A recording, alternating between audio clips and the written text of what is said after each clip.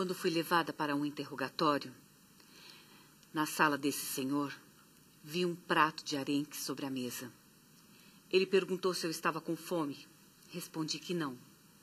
Então ele disse: eu sei que faz tempo que você não come, mas hoje você vai ver que eu tenho um bom coração. Preparei um prato de salada para você. Ele me deu ordens para comer, mas eu não podia porque estava algemada. Foi quando ele esfregou o prato na minha cara. Tive que engolir os arenques. Estavam tão salgados que eu vomitei.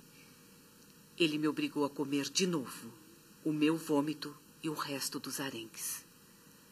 Em seguida, eu fui levada para o bloco 11, onde fui pendurada numa estaca com as mãos amarradas nas costas. Era o que eles chamavam de travessão.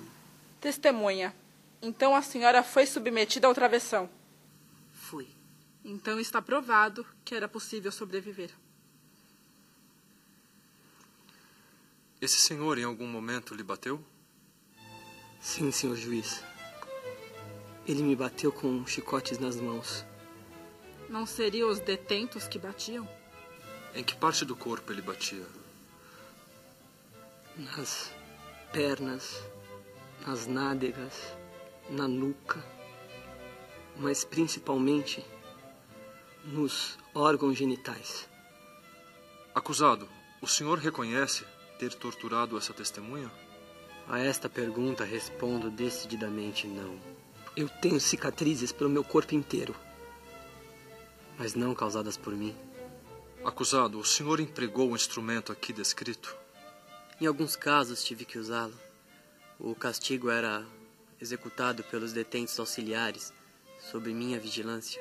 O senhor declara falso o depoimento da testemunha? O depoimento é tendencioso e não corresponde à verdade em todos os fatos. Qual é a verdade?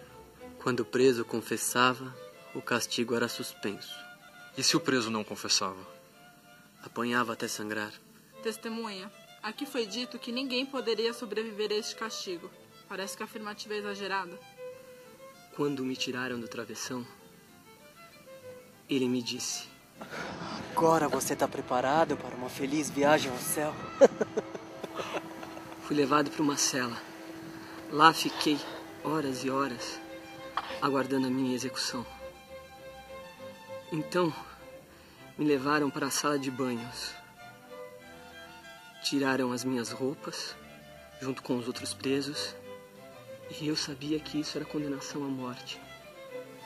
Depois que ficamos em fila, e nus, o chefe geral da informação perguntou quantos que deveriam morrer aquele dia. Assim que ele saiu, perceberam que havia um a mais. Eu tinha aprendido a sempre ficar no último lugar da fila. Fui separado dos outros com um pontapé.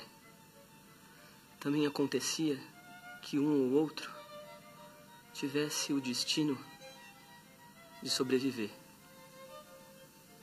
Eu fui um desses. O ambiente no campo mudava de um dia para o outro, conforme o estado de espírito do chefe dos campos, do chefe dos blocos e do chefe de informações. Nunca podia se prever nada. Na nossa enfermaria, os presos eram muito bem cuidados e alimentados. E quando recebiam alta, iam direto para a câmara de gás. Eu mesma escapei por acaso dos fornos crematórios. No meu dia, as câmeras de gás estavam todas lotadas. Acusado, o senhor chegou a saber de que 100 a 200 pessoas morriam diariamente no campo? Nunca soube de listas com essas quantidades. Havia diariamente 10 a 15 falecimentos. Nunca ouvi cifras como essas que o senhor menciona. O senhor não sabia nada sobre matanças coletivas em câmaras de gás?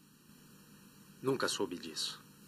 Acusado, o senhor nunca observou a fumaça dos crematórios, que era visível a quilômetros de distância? Era um campo imenso e naturalmente morriam muitas pessoas.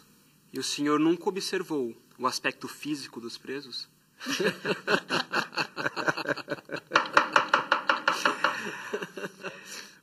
Era um campo disciplinar. As pessoas não iam para lá para passar férias. Ordem, senhores. Ordem. Testemunha, de que experiências a senhora se lembra? Lá havia mocinhas entre 17 e 18 anos. Tinham sido escolhidas entre as mais saudáveis e faziam com elas experiência de raio-x. Que espécie de experiências?